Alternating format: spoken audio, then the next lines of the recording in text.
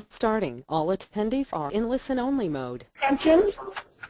I want to welcome everyone to today's seminar and also those who are here for our Illinois Biochar Group meeting after the seminar. I'm pleased we have such a good audience here today with us, and we also have individuals listening online to the talk today. So what I'd like to do is let's hold the questions till the end for the speaker. And then also the people online will then can type their questions in, and we will read those if they have questions also for the speaker at the end of his presentation. So welcome to today's sustainability seminar. It's a special research seminar today that we're having, and we're pleased to have with us Dr. Kurt Spokas. He's a research soil scientist with the USDA Agricultural Research Service in St. Paul, Minnesota. Dr. Spokas received his bachelor's degree in chemistry and physics, a master's from Northern Illinois in geochemistry, and then his PhD from the University of Minnesota in soil physics. His main areas of research are on the impact of management practices, particularly on herbicides, fungicides, and biochar additions, on the cycling of carbon, nitrogen, and other greenhouse gases in agricultural systems. And this includes the study of transport, surface exchange of greenhouse gases, and the impacts of seasonal cycling on their transport. He's also interested in the development of farming practices to improve overall water quality. So with that, I'd like to introduce Dr. Kurt Spokas. Thank you.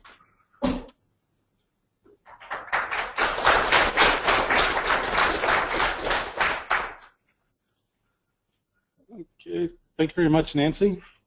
And I apologize for some of you that have been frequent visitors here to the Illinois meeting. You might see some slides that have been recycled in this presentation, but the graphics have been improved. So the title of the seminar today is Biochar, the Science Behind the Hype. I've been giving several talks recently on biochar, and this has been the title that I've kind of stuck with now, because it gathers a lot of attention, and it also is able me to present the science that I've been doing behind the biochar. So at first, we'll start with the definition of biochar. A lot of people feel they know what the material is, they have heard about it, but then when I start asking for a definition, the hands start disappearing in the crowds. And usually it's left with only 2 or 3 brave individuals with their hands still up saying, oh, I could define it for you. And I was like, okay, well, we'll work on that and we'll go from here. So what is biochar? The term biochar was first used in 1988 in an American Chemical Society meeting in New Orleans. All of a sudden, they used this term to describe the solid residue left after the pyrolysis of corn stover. That really isn't what we're utilizing the biochar term for today. What I show up here is the Google Trends graph, and what you see is that there's a big spike in 2009. We as scientists have been using the term biochar since 1988. As you can see, we didn't do a very good job at selling this term to the public. It wasn't until the beginning of 2009 when the Associated Press picked up a news story from Christoph Steiner. At the time he was at University of Georgia, and his research was on the biochar, and in that story they said that biochar could be a means to sequester carbon, thus a solution to the climate change problem. And what you see is ever since that news story, the public has been interested in biochar. Their interest slightly fell from 2009 to 2010, but really you see a constant trend. What is unique about this has never before happened in science. Usually we're hoping for the public to grab on and get interested in our research, and usually see a very slow progression of the search trends. Biochar has an exponential, all of a sudden, an appearance on the stage, and it really hasn't dissipated since then. What's even more impressive is when you look at the term biochar and its presence in our scientific literature. What you see on the chart here is the overall frequency of the term biochar that has appeared according to Google Scholar. What you see back in 2005, we had about 50 publications in that year that mentioned biochar. You look at that in contradiction to 7 years later in 2012, and now we have over 3,100 scientific articles or reports that are indexed by Google Scholar that mention the term biochar. This is an awful lot to keep up with in order to remain current. So if we look at it now, going back to the definition of biochar, the first step is biochar is black carbon. And we have to define what black carbon is, and that is the range of solid residual products resulting from any chemical or thermal alteration of any carbon-containing material.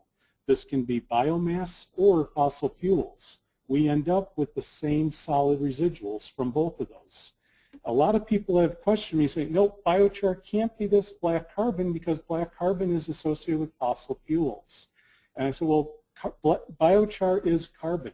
Carbon comes in several different forms. We have everything from the food you're eating now to fossil fuels to all the biomass is all bases of carbon. And all we're doing in the biochar area is converting that with either temperature, steam, water. It's a chemical, physical alteration of the material to form these black carbons. And you can see here that we've seen black carbons in everyday life.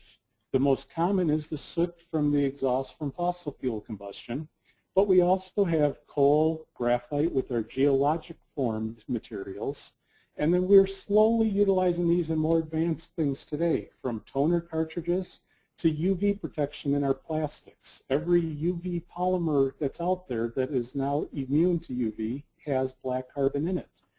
We also utilize black carbons to make activated charcoals that are being designed to optimize the sorption processes of the black carbon. Now here begins the problem. You see that there's a whole bunch of different types of black carbon. How do we go about defining these? Well, the problem is we've been fighting with this for about 120 years already. The black carbons span an entire spectrum. The best explanation I've seen so far is to utilize the O to C ratios of the material. So if we do a chemical analysis of the black carbon, we can get the oxygen and the carbon content. From the ratio of those, we actually are able to tell where it falls on the spectrum. What you see up on the chart here is this O to C ratio. There are two lines that I want to draw particular attention to, and that is the one at 0.6. That is our division between biomass and charred materials. If you have an O to C ratio greater than 0.6, you have biomass. You have not entered into this charred black carbon spectrum. Once you drop below an O to C ratio of 0.6, you now have charred materials. And then you see the next dividing line is the one at 0.2. The division between 0.2 and 0.6 are all combustion residues. These are materials that haven't altered their overall physical state. If we look at them, we still see relic structures of the material, and I'll be showing you pictures of that here shortly. But that is an important thing to remember, that this range of black carbons still retain the original structures of the material. Once we get an O to C ratio less than 0.2, we are now dealing with what's referred to as combustion condensates. These materials form from the gas phase going back to the solid. So we have lost all the relic forms of the biomass. So if we had wood or corn cobs, these combustion condensates wouldn't have any structures that even resemble the original materials. The names given to these are much debated among both the solid state chemists as well as now all the biochar scientists. The typical names given to condensates that have the less than 0.2 are soots or graphites. The combustion residues are our chars or charcoals. Where those divisions fall has been a whole debate through the years, but the important thing to remember is that ratio indicates the residues, the things that still have the relic structures of the original material. As you can see, and hopefully you appreciate from this graph, is biochar can fit anywhere on the spectrum, and that is one of our difficulties. So if we look now a little bit more on this relic structure idea, here I show up in the upper left some macadamia nut shells. After we pyrolyze them, they go over to the right and they still look like macadamia nut shells, except they're blackened. If we use a scanning electron microscope, what you see is that we have on the left the original plant structures that are in the shells. They have very good porosity in their native form. When we pyrolyze them, all of a sudden you see some of these larger macropores form. What those are the gas vents, where we've heated the material, because we've heated it quickly, the water and all the volatiles have to escape from the inner portions of that shell. So it basically blows holes through the material. That's what creates our larger macropores. But overall, you see that our material still looks like the macadamia nut shell. So this just emphasizes a point that I was bringing up before, that biochar spans across all of these spectrums. When someone says that I have a particular biochar, we don't know what that means chemically, and that's one of the big hurdles to the overall biochar research area. We have to appreciate the fact that we need more detailed information on what that material is in order to know how it will behave. What you can see is that majority of the biochars that you've seen both on the web and through other presentations, they still look like their parent material. So a majority of our biochars do fall within the char and charcoal realm. But where they fall in that line is up to the individual process and post-production processes. So if we take a little closer look at black carbons, we have utilized these as humans for our virtually entire civilization. We utilized black carbon to make cave drawings in about 30,000 BC. The interesting part to this is we're still utilizing black carbons today in pencils. We have added a little bit of clay to the pencil mix, but overall we haven't been able to optimize the black carbon for drawing. This is interesting because we as humans have always optimized materials. You just look at crayons or markers and how many different ink formulations they have gone through to get a full appreciation that this material hasn't changed in 30,000 years of humans touching it. That is fascinating. The other aspect is we've been utilizing black carbons for fuel since about 3000 BC. We weren't able to actually mass produce these in any economical fashion until about the 15th century. And that's when we discovered charcoal production. Then all of a sudden in 2000 BC, the Roman Empire decided that they could filter water with black carbons. And we still utilize black carbons for that purpose today, even though we do use activated forms to increase the absorptive capacity. But overall, it is still the same function that we had 2000 BC. So all of a sudden we look at this, and biochar is not a new material. We've been utilizing it, we've been creating it in different forms. So what is new with the whole biochar effort? The sole aspect is that we are creating the biochar for a different purpose. Instead of creating it for water filtration or for energy or for drying, we're creating it to primarily sequester atmospheric carbon dioxide. And this idea actually dates to the mid-1980s. In Goldberg's Black Carbon book, he was one of the first people to recognize that if we charred biomass, we could sequester atmospheric carbon dioxide. So this brings us now to the definition of biochar. Biochar is black carbon that is made for the purpose of carbon sequestration. That is all we need for a definition for our biochar. Our overall concept is we're taking biomass that degrades easily in the environment within 0 to 5 years. We're utilizing our pyrolysis units to convert that into black carbon. And then this black carbon then is stable from maybe 50 to maybe 1,000,000 years. That's still up in the air, but the overall concept is we're creating that stabilized form of carbon.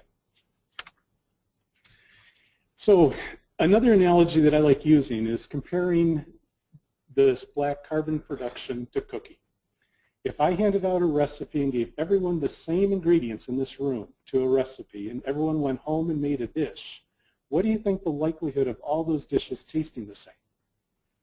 This is an important part because cooking utilizes pyrolysis as well as our industrial scale. So when we look at this now and take that to the biochar, we have to remember that even though we have the same conditions, the pyrolysis is going to result in different chemistries. All biochars are not equal. Just like we have that black carbon spectrum, we don't know where individual biochars fall out. So this is why it's critical that we have more detailed information in the characterization of biochars in order to advance the science. Because all of a sudden, if we take two different biochars, we might be comparing apples and oranges. However, right now we look at it, and all the biochar literature typically cites that I have a hardwood, softwood biochar. They name their feedstock. They usually give a production temperature of maybe 500, 600 degrees C. And they say, well, it reacted for either an hour or a couple minutes, dividing slow and fast pyrolysis. That usually is the extent of our documentation of the creation of biochars right now in the literature. However, there are a lot of other things that influence it. You can kind of gain the appreciation for that by looking at the different pyrolysis units that are out there.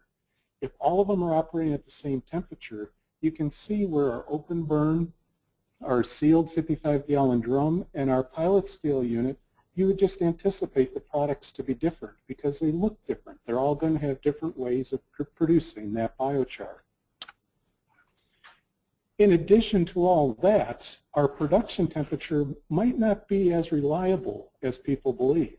It's been shown in the early 1990s and late 1980s that the rate of heating and cooling are actually more important than the final temperature. So all of a sudden, this creates a different number of active sites on our biochar. So in addition to the chemistry characterization, we have to also worry about our activation, or these active sites on the biochar. We also have problems because our feedstock is usually just stated as hardwood. We don't have moisture contents. We don't have particle size. We don't have any inorganic constituents present in that feedstock. So all of a sudden, all of these factors also impart differences. One of the early discoveries was using pyrolysis, and when they had soil contamination present in the wood, they realized that they created different products. That actually led to the discovery of catalysts. The iron present in soil minerals acts as a catalyst during the pyrolysis. Another factor is how that biochar is cooled. So in addition to the rate, was it cooled in an inert atmosphere? Was it present just in the air? Or did we use water to cool it? All of those impact different chemistries onto the biochar. So what I want to talk about a little bit now is our biochar research history, because we have a lot of quotes about not reinventing the wheel, or those that don't know history are destined to repeat it. So what do we actually have in terms of our biochar research? So one of the difficulties are we don't have a full appreciation for the fact that biochar is charcoal and chars. We can look back through our entire scientific research history, and charcoal is present everywhere. During the 1800s to about 1920, everyone that was involved in charcoal research was investigating gunpowder. Even the USDA had a study where we looked at different tree species to try to figure out what charcoal created the best state for gunpowder. That was all back in the 1800s. They had a major conference in 1885 where Monroe got up and said that gunpowder is such a nervous spirit that in almost every process of manufacture, it changes under our hands as the weather changes. What they were referring to was a lot of the naval research that was ongoing. They were making charcoal all across the U.S. All of a sudden, in 1884, they had an explosion at one of their charcoal manufacturing plants. They've been making charcoal for almost 30 years at the plant with no incidences.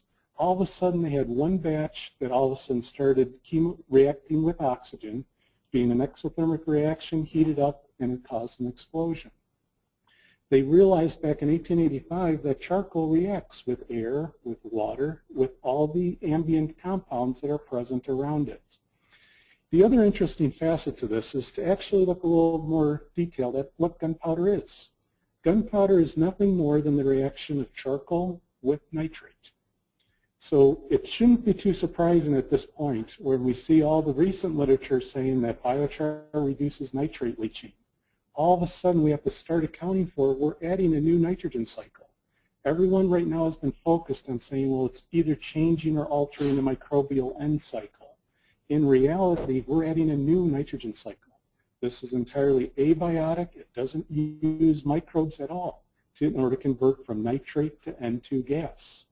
This is something that charcoal does, and it's a very powerful reaction. So we go from looking at all of the gunpowder research, then in the 1900s, we actually discovered we can activate charcoal. Remembering from my first slides that the Romans used it in about 2000, 3000 BC, it took us 4,000 years to discover how to make that charcoal better at absorbing pollutants from water. This is an interesting observation, that all of a sudden in the 1900s they discovered that steam and zinc chloride could be used to activate charcoals. Incidentally, these are the same compounds we're using today for activation. We haven't figured out another compound that changes or behaves better. The ones that they discovered in 1900 are still the same ones we use today. So there was other things that were happening in the early 1920s. We discovered oil. All of a sudden, everything started going into organic synthesis reaction, distillations. There also was a big boom of new analytical instrumentation. So the 1920s to 1950s, everyone was ready to run samples on all these new instruments.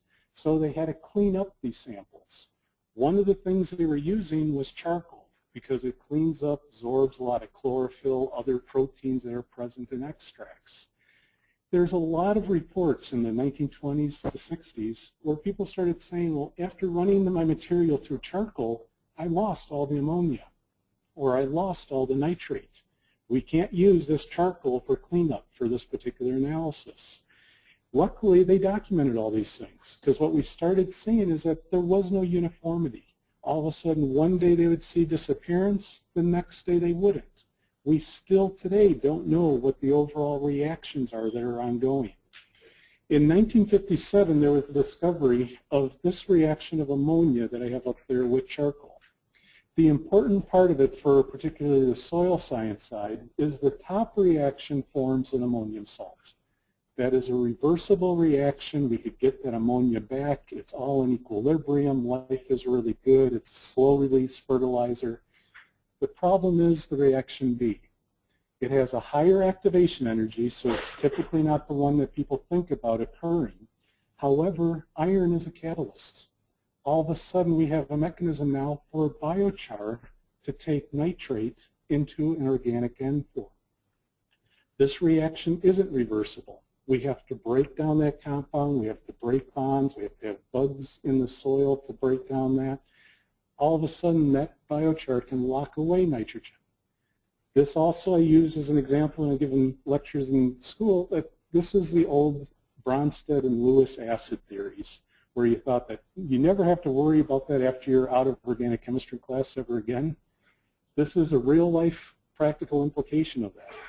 You see that it's vitally important what happens in these reactions. So we go from having all of our new instrumentation in the 1960s, all of a sudden there was a huge new industry coming on the scene. It was all the agrochemical. We started developing synthetic fertilizers for ag. Some of the very important things they started seeing with charcoal is that it was a good protector. All of a sudden we could mix this in with the soil and it would protect all new seedlings from all of these compounds. There also was an effort over in the UK, right before the Ronsted experimental station was set up. They actually were looking at peat charcoal as a fertilizer. They had field plots, they were doing all of the typical research we do today. However, they didn't realize what it meant in terms of overall ag production. So in 1955, Turner discovered that when you add charcoal to soils, it absorbs putrids. At the time, he didn't have the capability to analyze what these individual compounds were. That wasn't until about 23 years later when Whitterhead discovered that these were actually chemical inhibitors that were being absorbed by the charcoal. Then HITS in 1953 actually came about utilizing activated charcoal in seedlings of strawberries to protect them from all the various fungicides used in strawberry production. So all of a sudden that brings us to about 1985 in what I call the biochar renaissance. All of a sudden we have a lot of new material. We have things from Willem Sombrock that discovered the terra preta or the black soils. All of a sudden there was that big emphasis saying these are wonderful soils, these are great. Then the biochar name got attached with this potential intentional addition of charcoal to soils to try to recreate those. The only difficulty was they remained focused only on 1985. They didn't look back in history of how we've been utilizing biochars. So what I want to go to now is talk a little bit about all the history in the soil applications. In 1834, there was in the American Farm Journal this quote from one of the reports saying that the best manures they found for onions at the time was seaweed and charcoal dusts. It just was one of the many stories I found back in the 1830s. One of my favorite quotes is this one. I think I've shared this here before, is that the use of charcoal as a fertilizer is not a new thing, but it's only in the last few years that agriculturalists have taken notice of it. This wasn't from 1985 or 2000. It was from the 1852, the first edition of the Pennsylvania Farm Journal. At the time, there was a huge argument over whether or not to use charcoal as a fertilizer or a manure. There was people saying, nope, it's too valuable. We have to use that for heating of their homes. We shouldn't be applying it to the soil. At the same time, the farmers at the time were saying, we can't afford it. It's priced up at heating. You guys are buying it for heating and cooking. We can't afford that to use it as a manure. That was going on in the 1850s. There was another real important story at the time from John Henry Lefroy, and he was from the UK, and he got commissioned to go over and study the soils of Bermuda. He got to spend about 20 years doing that. At the time, he wrote one of the critical books that was looking at what we could do to improve soils. Within this book, he says that ashes of those charcoal or carbon are the most valuable of ashes. How do we produce them is by we keep the mass burning and only emitting in no more air than just to allow a smothering fire. Well, that is our current definition of pyrolysis. The other important part is in that next section. As I say, they lose much of their value, although they are kept under cover. Don't quite know what that is all about, but the part that really struck me when I first found this is they actually had a recommended application rate. They said 1 pound per square yard, or that's 5,500 kilograms per hectare. What was fascinating to me is back then they had an application rate. We don't have a current guidance today for biochar applications. So keeping back in the 1840s, there were numerous reports of all improved yields when you're using charcoal. A lot of it was looking at peat charcoal, because in the UK they had a problem where they were trying to reclaim lands that were all peatlands. So they were making peat charcoal and applying those to the soils, trying to make them improve for ag. They did see great increases. They saw twofold increases in oats, in grasses. They said there was improved color in the peat plots. Potatoes also saw a doubling of their yields. The other important part of this is that wasn't the only thing they were looking at. They also made the observation in 1736 that when you add charcoal to soils, you increase the soil temperature. And that was very important at the time because it allowed them to get into the fields earlier. This was noticed all the way back in 1736. They also realized that when you mix charcoal with other manures, whether it be actual dairy manure or other fertilizers you're adding to the field, they had what they quoted in 1834 as improved fertilizer action. Again, I don't know fully what they were trying to go after there, but they noticed that by mixing charcoal with other manures, it improved the action over each one individually. There also in 1834, they discovered that when you mix charcoal with soils, you reduce some plant pathogens. All of a sudden, for potatoes and peach trees in particular, if you just added 1 handful of charcoal in when you planted the seed, you had reduced pathogens. This was all known back in 1834. There was a patent in 1850 for the very first, what was called the antiseptic fertilizer. What this was the residue left after pyrolysis of hardwood. They took the char, soaked it in the bio-oil, and that was, in essence, their entire patent on this antiseptic fertilizer. So if we look now closer at the biochar renaissance, why has the assumed target for biochar been soil? The overall focus of all of the biochar efforts to this point is to recreate the terra preta. We have a lot of observations of increased fertility from these soils in the Amazon. It's been postulated that these have resulted from a slash and burn management strategy where they added the charred residues back to the soils. The only difficulty is we don't have a good record. These are all hypotheses that we've come up with. These also could be their landfills. They could have just been taking all the waste materials and putting in that area. There's been a lot of people that said, oh, they can't be because there are immense areas in Brazil.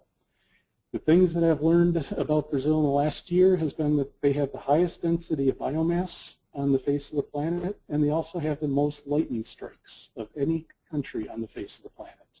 You mix the two of those together, and you do get a lot of charred residues. So that's not the only thing that we can learn from history. In the U.S., we had a lot of wood distillation plants. These were pyrolysis plants that we're utilizing to generate our power and chemicals at the time. They existed from about the 1800s to the start of the 1950s. Their big downfall was the discovery of oil, because it was cheaper to do than to pyrolyze biomass. In 1920, we had about 100 plants operating in the U.S. They were pyrolyzing about 11,000 tons of wood per day. This led to a lot of problems. People started seeing around these plants the clear cutting, the immense loss of the forests. There were a lot of people that started calling their representatives and saying, this isn't good, we're losing all of our forests. This is one aspect that started our national forest systems, was to protect our resource that we have in the national forests. And now if you look today at these old wood distillation sites, they are on the US EPA Superfund list. There is levels of contamination from the bio-oil as well as the chars at such levels that they have determined that these soils can't be used for anything. If we look also at other charcoal sites, we don't always see the nice romantic vision that we see in the Amazon. There are charcoal sites with reduced seed germination as well as reduced plant growths. So we have both examples present in our literature. The other big use for pyrolysis was back in the Egyptians. They discovered that the wood vinegar or the bio-oil or the pyrolysis oils were very good antimicrobial properties. They used them as their embalming fluids to prevent any further degradation in their mummies. So that kind of brings us back to the overall question, is biochar stable in soils? One of the biggest problems that faced the biochar community initially was this whole range of stability estimates that were present in the literature. You had some people saying that biochar was only stable less than 30 years. You had other people saying, oh, it was stable a millennium. How could this all exist? These are some of the current biochar studies shown up there, but we also have a large scientific history going back to 1908 when Potter made the first observations of fungal population degrading coals. So we've been looking at the degradation of black carbons in the lab for some time. The one problem with a lot of the biochar literature was they didn't recognize the fact that these biochars are different.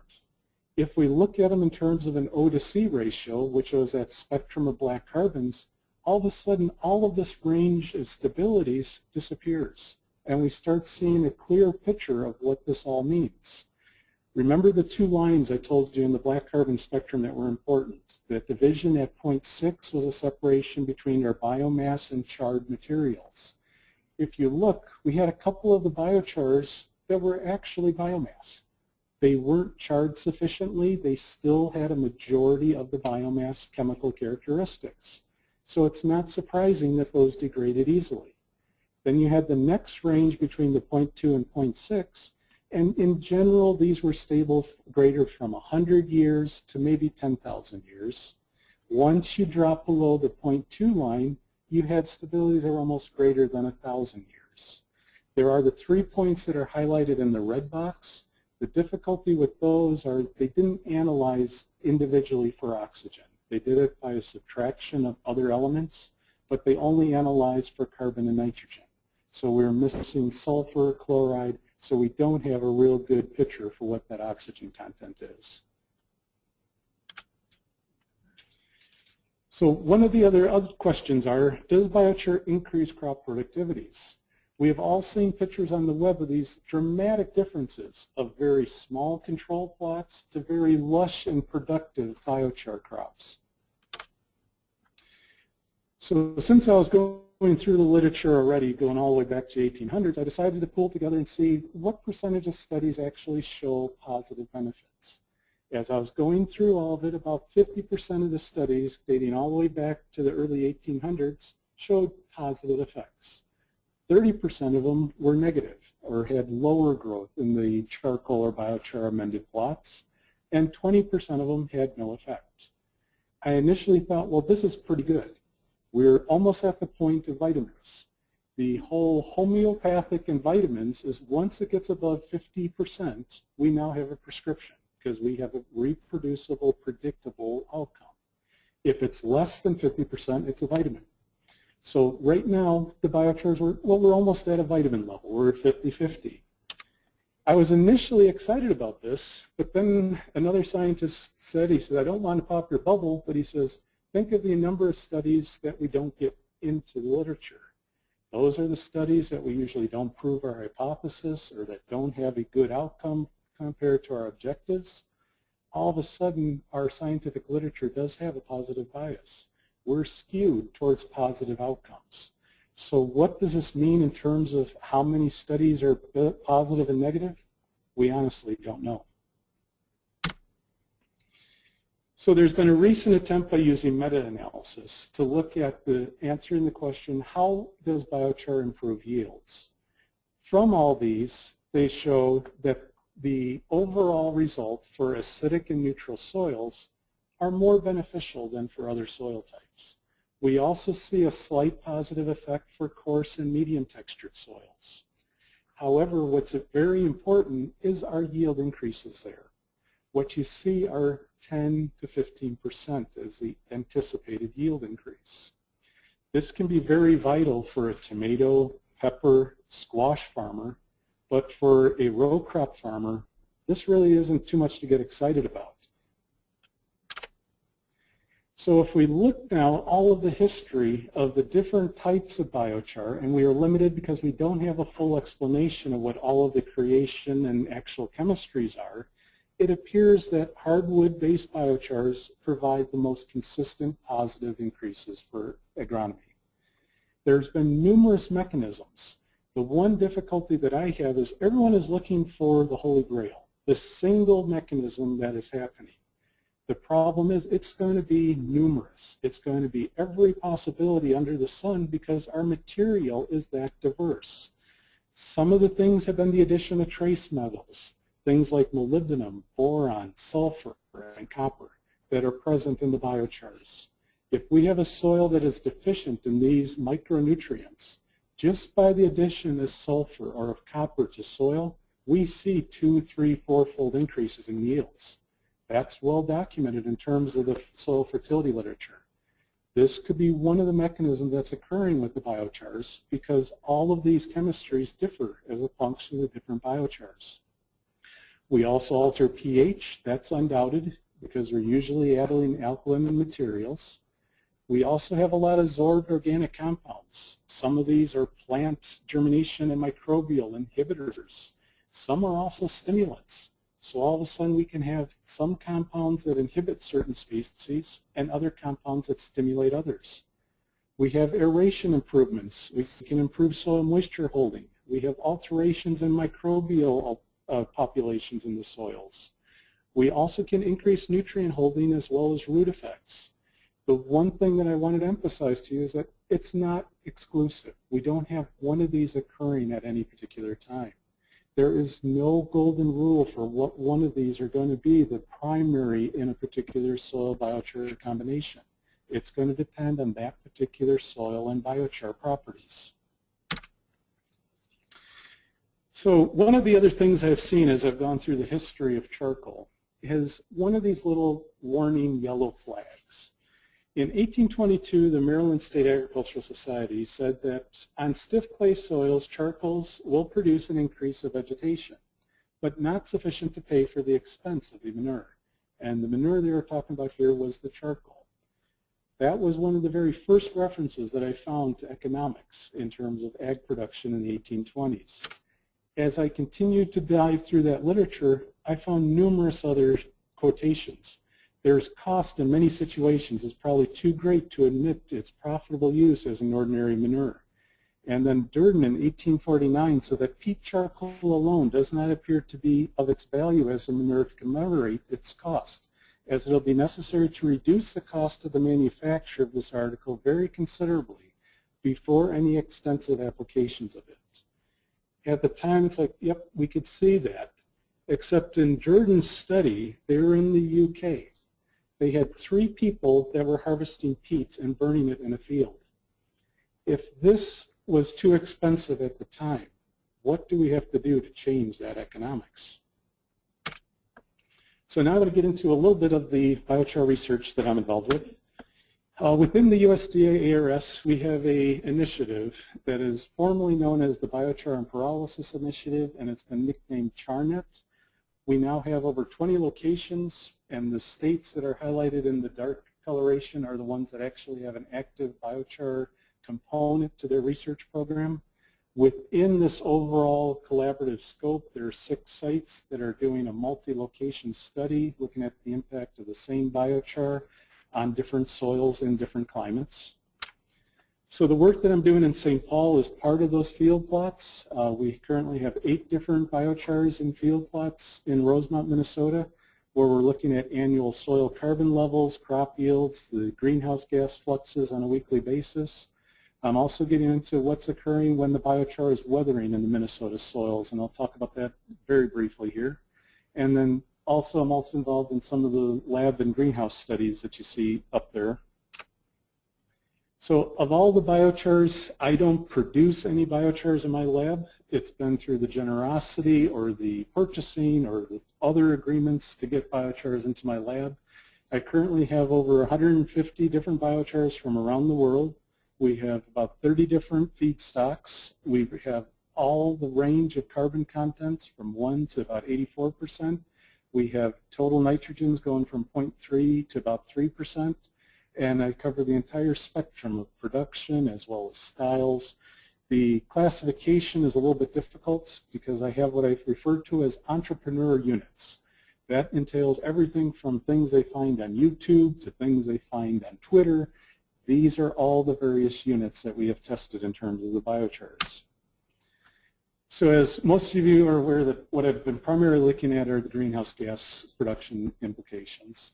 Because initially when the biochar research started, seeing the suppression in nitrous oxide emissions was a huge positive, that we could actually reduce the nitrous oxide footprint of agriculture. What we've seen is that suppression has a time factor. On the chart right now are the weathering effects that we've seen for 3 different biochars. I wasn't able to do all 8 because some of the biochars have weathered and crumbled in their physical state, and my students said there was no way they could pick biochar out of the soil with little tweezers. So being the real cruel leader I was, I said, okay, just do the ones that you can actually pick out. And so that left us with 3 different biochars. What you see on the top is that all 3 of those biochars initially suppressed nitrous oxide production. However, after being out in the Minnesota field 3 years later, we didn't have that suppression. We either had no impact or a slight stimulation in the nitrous oxide production. The other big thing is then biochars have reduced methane emissions. What we've typically have seen is that they have really no impact, or they suppress some of the methane oxidation activities. However, once it's weathered, we lose that suppression effect. A lot of this, we believe, is due to the sorbed other hydrocarbons that are present on the biochars, and that's just giving the methanotrophs another food source to eat. The more important implication is down in the CO2. What this shows is that before the weathering, we really had very minor changes in the soil carbon respiration. However, after the weathering, we had a dramatic increase in the CO2 production following that weathered biochar addition. Well, we believe that this is due to the loss of the stability of the biochar. Either it was our cruel Minnesota winters where things are getting very cold to very hot and that has crumbled these particles, or some other aspect has made it easier for the microbes to mineralize the biochar. So we've also been looking at all these different organic species that are present on biochars. This is actually one of the big potential areas of research that I see for biochars, is we have the ability to load these materials with particular chemicals that can either inhibit processes or stimulate processes or inhibit invasive weed production. This is an area that we're still struggling with because how do we go about that leads to additional costs, and all of those have to be taken into account. But we do have a very confusing picture because the amount of these chemicals that are absorbed to biochars are even more variable than the chemistries. So far we've identified about 300 different chemicals that can be found on biochars. We still have another 100 or so that we haven't even identified. All of this is still a blooming area for biochars. The important aspect goes back to Whitten's observation in 1955 that biochars can absorb chemicals. I've often asked when I give talks to grade schools, well, how do microbes and plants communicate? This is a blooming area of research where all of the chemical translation and chemical communication between plants and microbes can be interfered with by adding biochar, because we're absorbing their little telegraphs going between the roots and the microbes. Or we're adding new signals. All of a sudden, ethylene is one of the gases that we've seen on biochar.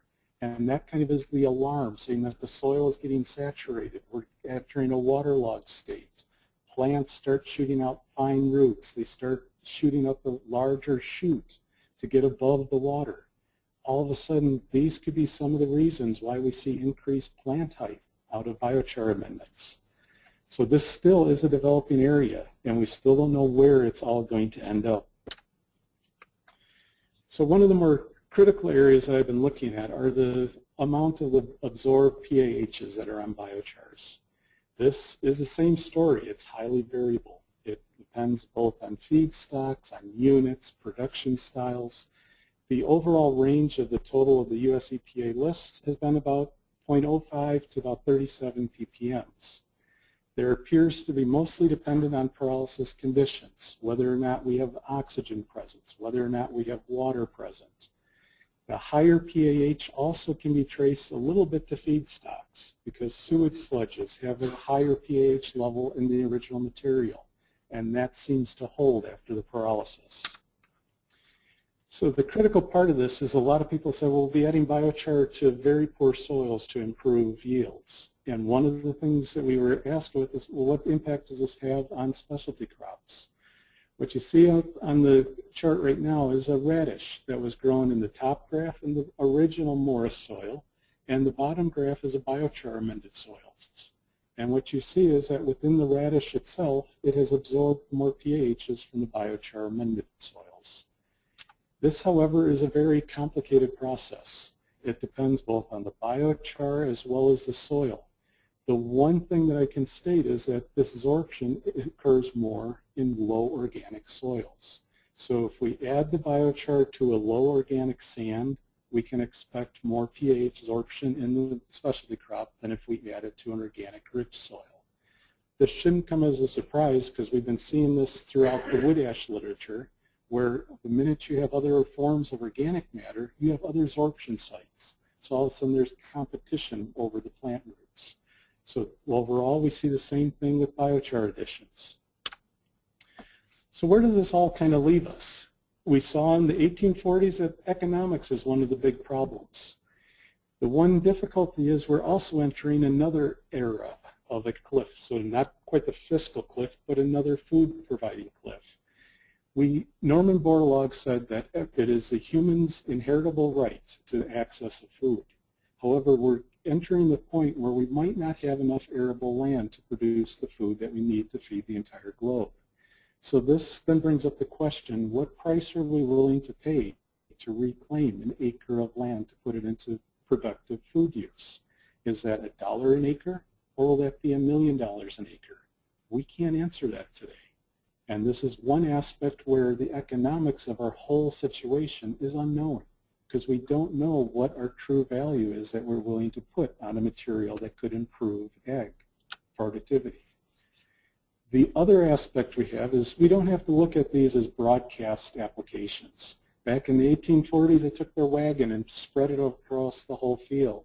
We now have the technology, the computerization to actually precision apply material where we need it. This can grossly change the overall economics. The other aspect is we have a good sense of teamwork.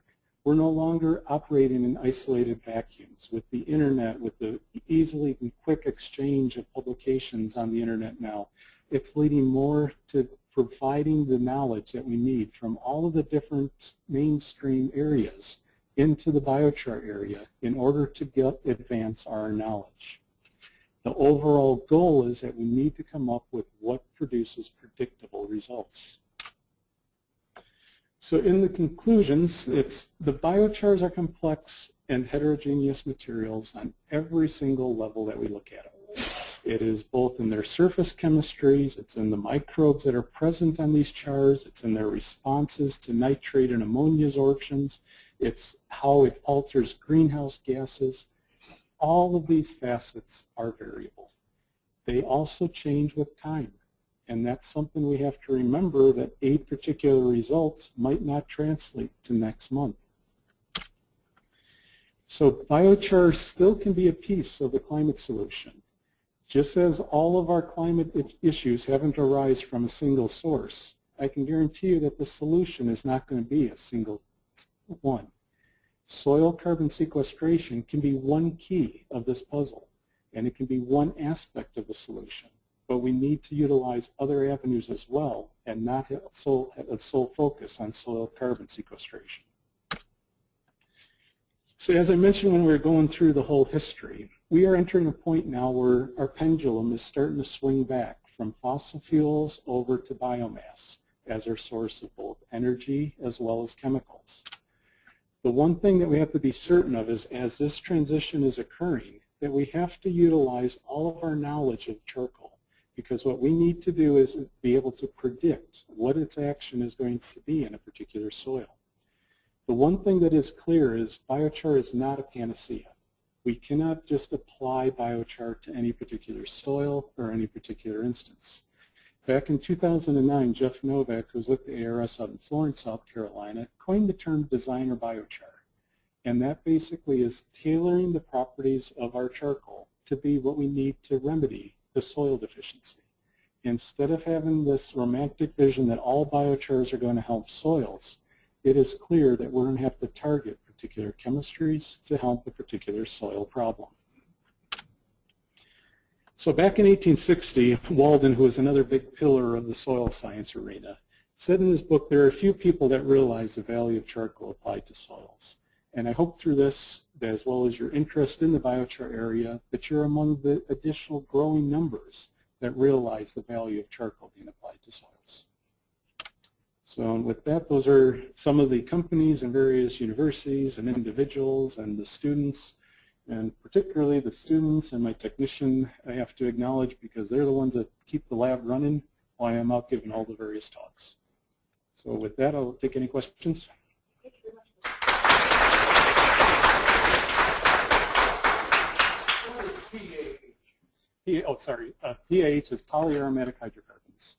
They are, if someone was to say what is our worst class of compounds for human health, carcinogens, that's the class of compounds that usually come up.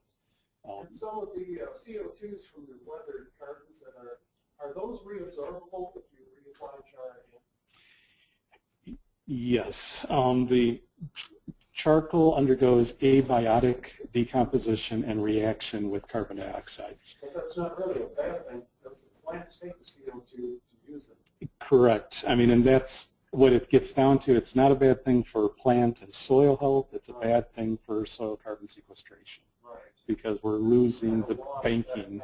Correct. Yeah. So it's still, I'm still a bit confused in terms of the overall relationships and what's causing that, but it's something we're still looking at. In years to come, you think there'll be a recipe? Say, okay, in 10 years it's weathered, now you can reapply again to... I'm kind of on two sides of the line with that.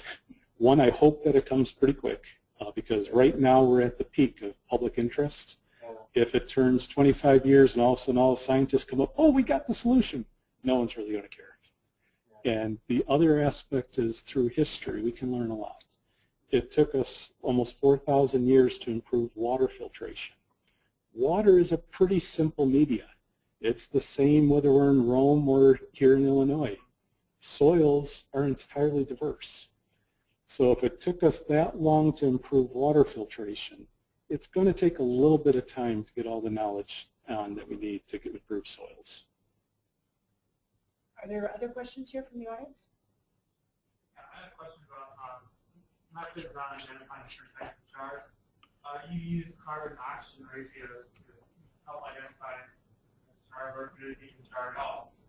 What about carbon content? I mean, at what point do you stop calling it biochar and start calling it element match? Carbon percent is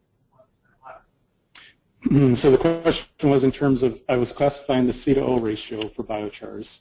And the question was whether or not there's a certain point at which the carbon content is so low that it shouldn't be considered in terms of a biochar, as well as what implications that has on the overall characterization of biochars, if I got it captured. Okay, so the O to C ratio was the first thing that I came up with. It primarily was everyone in the coal sector said that was a reliable index. There are some people that argue that the H to C ratio is better to use. In essence, I prefer the O because the oxygen groups are the groups that we're going to be depending on to do the CEC. All of the nutrient holding capacities are going to boil down to oxygen groups on the surface of the biochar. If we had just straight graphite, it doesn't interact at all with our nutrients. So that's why I prefer the O to C ratio. In terms of the carbon content and when do we actually classify a biochar as a biochar, luckily that's not my responsibility. I just look at it in terms of we have to develop a scientific basis for that decision. I often say that we're a little bit immature in saying that biochars have to be above 80% carbon because we have a huge source of carbon being utilized today in all the paper and pulp mills. They are burning all their waste wood and creating wood ash. Some of these plants are producing ashes that are 30% carbon. I've talked to a number of the boiler operators, and if they just made a couple of tweaks in terms of their draft settings, they could produce an ash that has 50% carbon. I often look at the percentage of carbon relates to how much of material is produced. If we're diverting a waste material to produce a higher carbon material, even if that's at 30% carbon, that could make a change in terms of the overall carbon balances. If we're only producing a half a pound of it a day, then yes, optimizing carbon content is very critical. So it gets into the size, scale of production, and that's where the whole argument will have to be in terms of what percentage of carbon creates a biochar. You saw in my definition that I didn't include any chemical divisions for biochars. Biochars are solely the material that's made for carbon sequestration, no matter if they're good at it or if it needs to be improved. Any other questions here? Next one. Related to the effect of biochar on growth and yield, what is the length of time that the studies were completed? Most of the current literature is all 1 to 3 years. And, Okay. Have you or anyone looked at the oxygen to carbon ratio in relation to productivity effects? The question was if we've looked at the O to C ratio in relation to productivity increases or the agronomic benefit of biochar. And we've tried. The difficulty there is having a common basis is very difficult because of the soil types. So that's been one of the hindering factors to coming up with that universal relationship. How are local farmers able to produce biochar? How are local farmers able to produce biochar? It's, the easiest method was given back in the 1830s, where you pile biomass, you ignite it, and then you smother the outside of the fire, allowing the heat to pyrolyze the inside. The one danger in all of this is we also emit other compounds when we burn biomass. So all of a sudden, in terms of the environment and the global carbon sequestration, an open burn isn't beneficial. We are not going to end up doing more harm to the environment than the positive benefits. No, that's outside my... And then what effect, or what is the effect of biochar on micronutrients? What is the effect of biochar on micronutrients? It is highly variable. It depends on the particular feedstocks. It depends on the conditions of the pyrolysis. So typically all the micronutrients end up in the ash components. There are some industrial scale operations that remove that ash component. So all of a sudden those biochars would have very low micronutrients. There are other biochars that have high ash. Typically the ones that are low carbon end up being a very high percentage of ash. So it really boils down to the emphasis that not all biochars are the same. We are not going to have a universal rule for all biochars. We really need the chemical analysis in order to know how to apply them. Question along that line. Is biochar more favorable to cations versus anions, or it doesn't matter? The question was if biochar is more favorable to cation or anion exchanges. Typically, when biochar is produced right now, it is a higher cation exchange. Having negative surfaces on the biochar are more supported because it's an aromatic ring. You have all the pi orbitals that are overlapping, supporting the charge dissipation. So that's the reason why they're typically more amenable to cation exchange. If you're trying to make some sort of like a plant amendment, you would prefer to load it with cations, or get mixes and something to load it? It's kind of a issue. Well, it depends a lot on the soil chemistry. There are certain soils that, yes, we want to add a cation exchange. There are other soils we want to add anion exchange capacities. And all of that depends on the activation or what those surface groups are. We can design anion exchange resins. We utilize them currently. A lot of them are polymer-based, but we can do it with carbon. It's just a matter of changing the active sites to the correct chemistry. We'll take one. You said that some of the findings in Minnesota are based on, or may be influenced by particular soil chemistry and weather conditions and such. Are there similar experiments that are being done in other types of weather conditions and soils, or do you have a feeling for, based on the Minnesota experience, that this would really work much better in Texas or in Brazil? Or so the question was if our uniqueness in Minnesota was influencing the results for the biochar studies that I was mentioning. And those are the ones that I was running particularly, but within the USDA-ARS we also have that multi-location project. And the results from that, from our location in Texas, also showed that it didn't have any impact down there. We're still working on looking at all the data, and we're hoping to have that summarized by the end of the year. With respect to your field study, what are the loading rates that you're using, and is there a threshold for loading rates? The question was, what were the actual biochar application rates, and is there any threshold to those application rates? The application rate that we chose for this multi-location effort was very high. It was at 10 tons or 20,000 pounds per acre.